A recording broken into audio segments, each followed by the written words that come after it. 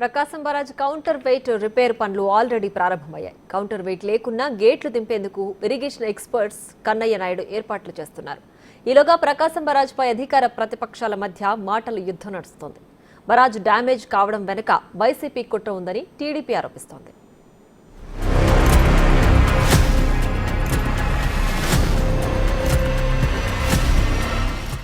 Damage అయిన ప్రకాశం barrage కుట్ర కోణముందంటున్న TDP, విచారణ చేపిస్తామన్న సీఎం చంద్రబాబు.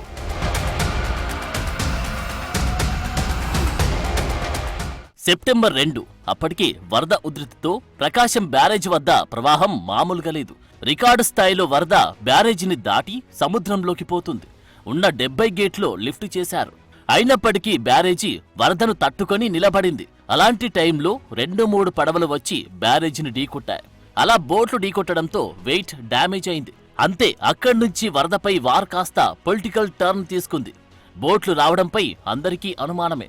ఆ డౌట్స్ నే సోషల్ మీడియాలో రైజ్ చేశారు టీడీపీ నేతలు. అలా ఆ అకౌంట్ నుంచి మరొకరికి, ఆ మరొకరి నుంచి ఇంకొకరికి, అలా వైసీపీ కుట్ర ఉందని టీడీపీ నేతలు ప్రచారం చేశారు. అప్పటికే డ్యామేజ్ కు గురైన బ్యారేజీని చంద్రబాబు పరిశీలించారు. ఆ తర్వాత కలెక్టరేట్లో మీడియాతో మాట్లాడుతూ కుట్ర కోణం ఉందని అంటున్నారు. తనకు కూడా డౌట్ వస్తుందన్నారు. ఇక మంగళవారం కూడా సీఎం మీడియాతో మాట్లాడుతూ కుట్ర కోణం ఉందని, విచారణలో తేలితే కఠిన చర్యలు తప్పవని హెచ్చరించారు. అంతే, సీఎం స్థాయి వ్యక్తి అనుమానముందని చెప్పడంతో ఇక అసలు రచ్చ మొదలైంది. క్రిమినల్స్ కొంతమంది ఈ రాష్ట్రంలో ఉంటే, వాళ్ళు రాజకీయాల్లో ఉంటే ప్రజలకు కూడా ఎవ్రీడే అనుమానాలు వస్తాయి. నాకు కూడా అనుమానం వస్తా ఉంది. 2 బోట్లు వచ్చే చూశాను. ఎక్కడి నుంచి వచ్చే తెలియదు. వచ్చి నేరుగా ప్రకాశం బ్యారేజీని ఢీకొన్నాయి. ఆ ప్రవాహంలో ఒక విధంగా ఆలోచిస్తే అది ప్రమాదమే. కానీ అది ఎక్కడ హిట్ చేయాలని అక్కడ హిట్ చేయకుండా వేరే ప్రాంతంలో హిట్ చేసింది కాబట్టి కొంతవరకు సేఫ్ అయింది. ఇప్పుడు దాన్ని కన్నయ్య నాయుడు ఈరోజు వచ్చి చూశాడు. ఏ విధంగా చేయాలి, ఎట్లా సేఫ్టీ ఆఫ్ ది ప్రాజెక్ట్ కాపాడుకోవాలనో కాపాడుకునే పరిస్థితి వస్తుంది.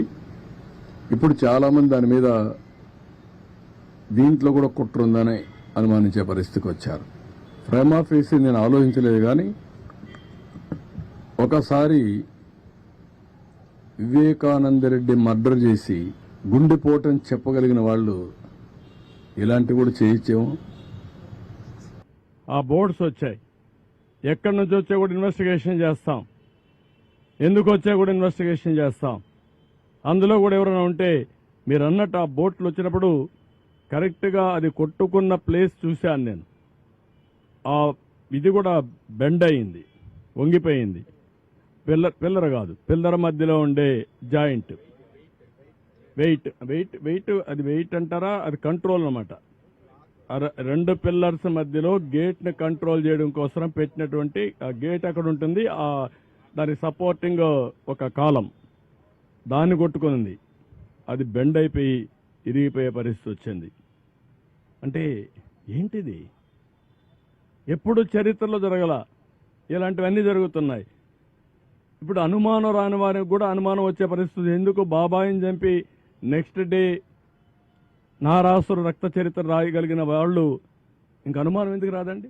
ప్రకాశం బ్యారేజీ వద్ద దెబ్బతిన్న గేట్లను ఇరిగేషన్ ఎక్స్పర్ట్ కన్నయ్య నాయుడు పరిశీలించారు. బ్యారేజీ గేట్లపై నిర్మించిన బ్రిడ్జిపై ఎక్కి మొత్తం పరిశీలించారు. అక్కడి నుంచే గేట్ల పటిష్టతను చూశారు. బ్యారేజీ పటిష్టంగానే ఉందన్న కన్నయ్య నాయుడు 2 గేట్లు మాత్రం స్వల్పంగా దెబ్బతిన్నాయన్నారు. గేట్లకు అడ్డంగా ఉన్న పడవలను తొలగించిన తర్వాతే మరమ్మతులు ప్రారంభించాలని చెప్పారు. కౌంటర్ వెయిట్ బ్రేక్ అయిందని, కొత్త బాక్సులను డిజైన్ చేసినట్లు చెప్పారు. కౌంటర్ వెయిట్ లేకున్నా గేట్లు దింపేందుకు ఏర్పాట్లు చేస్తున్నట్టు వివరించారు. బాగుంది. ఈ ఓన్లీ కౌంటర్ వెయిట్ 2 మాత్రం బోట్లు కొట్టిన దానిలో పోయింది, రీప్లేస్ చేయాలి. ఇప్పుడు మేము ప్లాన్ చేస్తుండేది 15 రోజులు. చూస్తాం ఎంత భిన్న అవుతుందో అంత. ఏం ప్రాబ్లం లేదు, దీనికి ఏం ప్రాబ్లం లేదు. మీకు కౌంటర్ వెయిట్ లేకుండా కూడా నీళ్లు తగ్గిపోతే దించేదానికి కూడా స్కీమ్ ఇచ్చేసినాము. వాళ్ళు దిస్తారు. మళ్ళీ ఆపరేషన్ కావాలంటే కౌంటర్ వెయిట్ కావాలి. కౌంటర్ వెయిట్ వల్ల ఆయిస్ట్ కెపాసిటీ కొంచెం తగ్గింది కాబట్టి ఇప్పుడు ఇది ఎత్తాలంటే ఆయిస్ట్ ఎత్తలేదు. సిమెంట్ అదే కౌంటర్ వెయిటే పగిలింది. సిమెంట్ వరకు ఎక్కడ డ్యామేజ్ కాలే. ఒక బోటు వస్తే యాదృచ్ఛికమేనని, కానీ 4 బోట్లు రావడమే అనుమానం ఇస్తుందన్నారు మంత్రి నిమ్మల రామనాయుడు. అవి కూడా పనిచేయని బోట్లు వచ్చి బ్యారేజీని ఢీకొట్టడం వెనుక వైసీపీ కుట్రకోణముందన్న అనుమానాలు బలపడుతున్నాయన్నారు.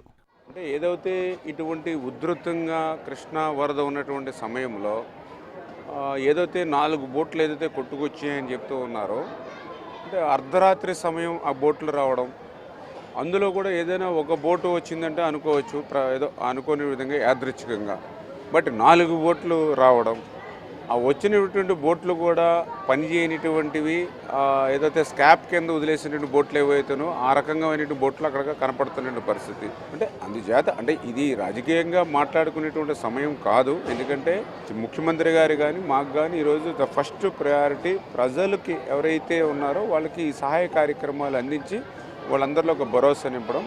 అందుచేత సెకండరీగా ఇటువంటి కోణం ఏదైనా దాగి ఉందా అని, ఎందుకంటే ఈ వైఎస్ఆర్సీపీ పార్టీ సంబంధించినటువంటి నేచర్ ఎప్పుడు కూడా మనందరికీ తెలుసు, ఇటువంటి వాటికి వెనకాడరు. మొత్తంగా ప్రకాశం బ్యారేజీ చుట్టూ సోషల్ మీడియాలో వార్ నడుస్తోంది.